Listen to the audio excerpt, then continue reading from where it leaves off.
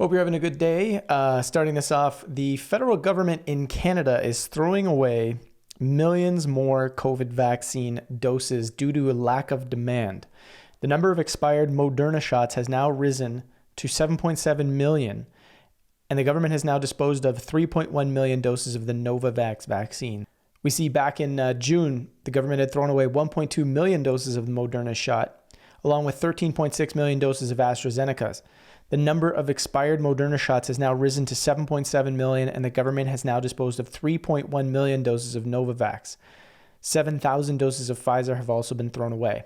Now keep in mind, when Canada was initially buying vaccines, they bought 150 million doses and spent $9 billion to make sure that people were going to have, according to the Canadian government, access to vaccines so that they can keep getting vaccinated, they could keep getting boosters as time went on. We're now seeing that a lot of that money was wasted. Its taxpayer dollar was not really going to something of value at the end of the day. And we're seeing, I think as a result here, a lot of Canadians are starting to realize that maybe they're thinking twice about being vaccinated. Maybe they're thinking twice about getting boosters for reasons that we're going to touch on here a little bit. Now, one thing I want to say before we get into this important piece is obviously we're going to be looking at something out of the UK. This is a debate regarding COVID vaccine safety, and this is happening in the UK right now. Now, regardless of what's happening in the UK, obviously what we're seeing here is going to apply to other countries. So the clip we're about to watch is going to sort of look at what has not been discussed with the Canadian public, the US public, or many other publics out there when it comes to vaccine safety. And I think this is one of the big challenges that we're seeing, but also the upside. So the challenge is we're not having an open, honest conversation transparently with the public about what's going on with these vaccines. But at the same time, the fact that so many people are becoming vaccine hesitant is showing the power that alternative media or that online discussion around these vaccines is having. Regardless of it not being talked about openly in mainstream media or by government, people are still seeing the issues and they're still deciding not to get vaccinated. Let's have a look at the clip. I am, as has been referred to now, the chair of the all-party parliamentary group for the victims of COVID-19 vaccine damage. And we've had, the group is now set up and running, and we had this enormously well-supported meeting in Portcullis House last Thursday. I agree with the legitimate concerns of the 100,000 plus people who signed this petition, and I share their belief that the recent and increasing volume of data relating to cardiovascular problems is enough of concern to warrant an inquiry into safety. And although, as I've referred to, the big Hallett inquiry into COVID-19 is going to cover, I think, a lot of this ground, that won't be for many years. And in the meantime, people are being encouraged to have more and more boosters, and they want to know, understandably, what the impact of those boosters is upon their health and what the potential risks and rewards are. I, as chairman of the APPG, and having taken an issue in this subject for about a year and produced a private member's bill, another one of which I hope to be able to produce, have a second reading for next month, I've come across the findings of coroners' reports up and down the country.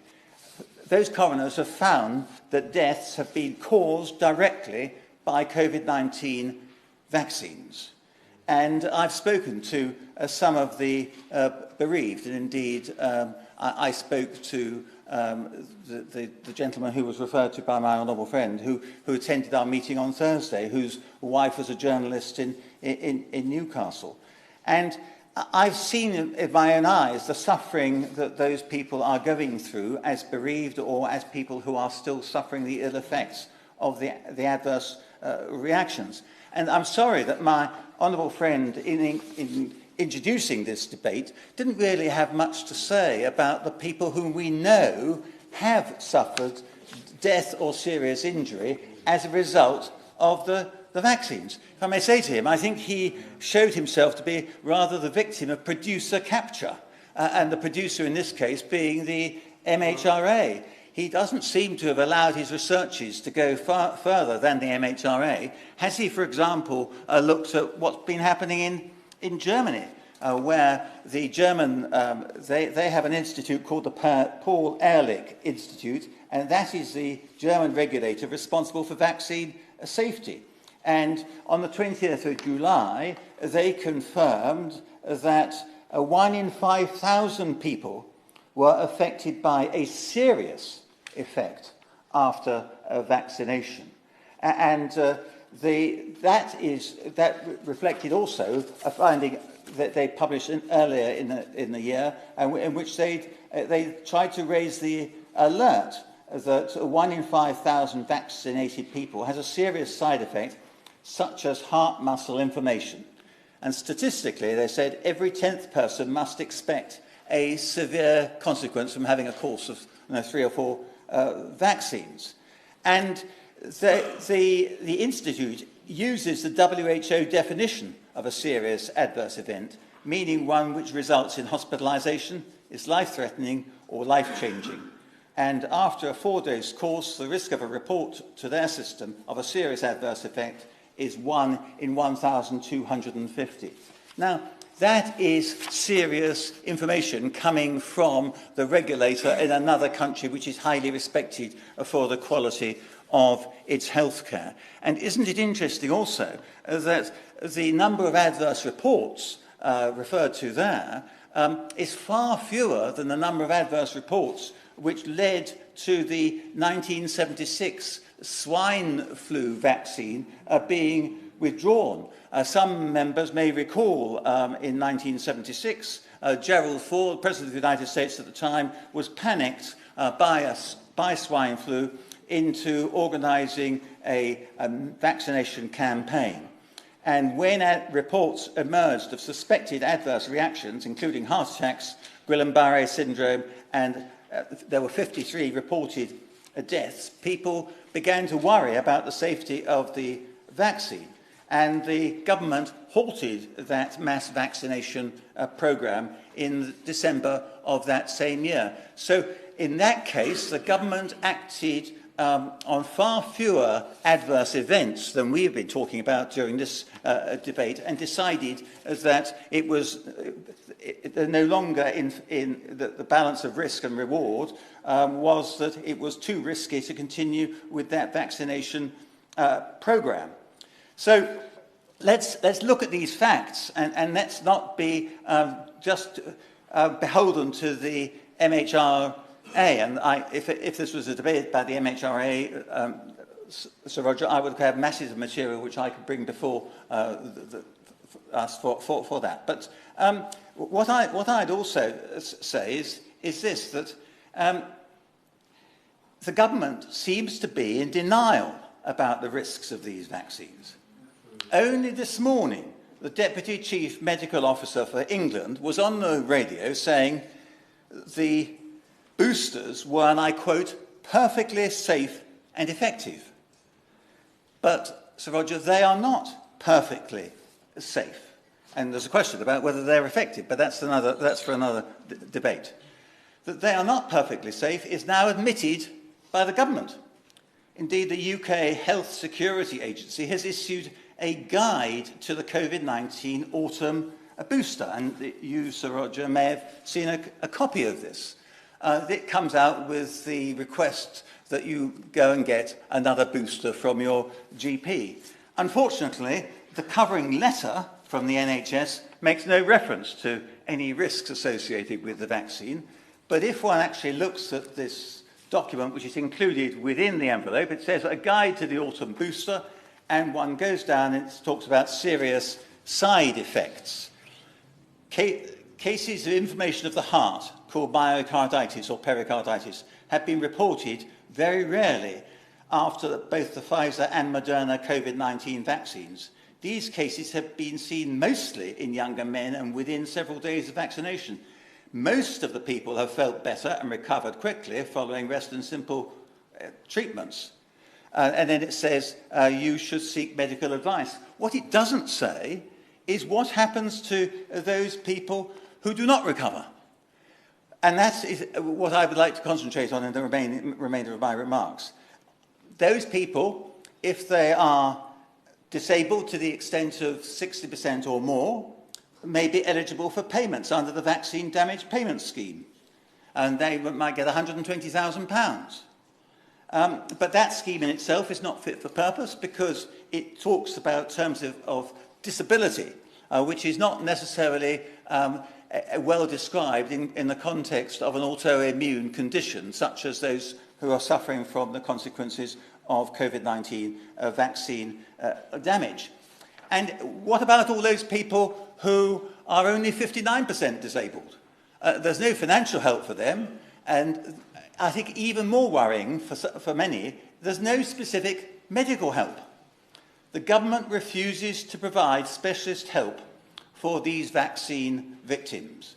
While it has set up long COVID clinics, vaccine victims are being ignored. I've asked parliamentary questions about this, and I haven't been able to get a satisfactory answer as to why there are no clinics for those victims of vaccine damage.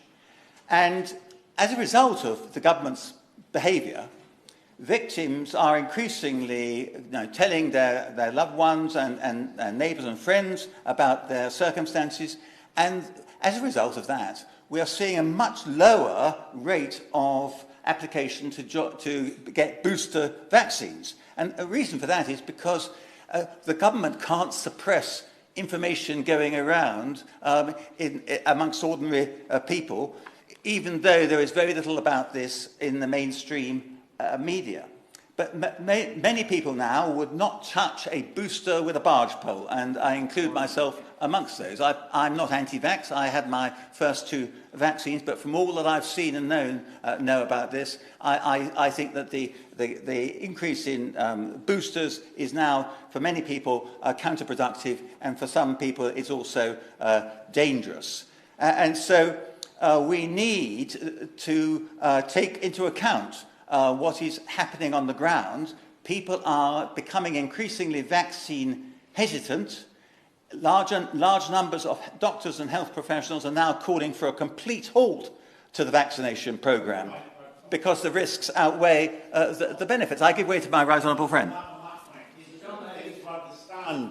Sir Roger, there is a fundamental difference between these kind of vaccines and vaccination per se. Yes. Vaccination per se has saved hundreds of thousands, millions of lives here and elsewhere, but these vaccines are qualitatively different. Science matters, but much matters more.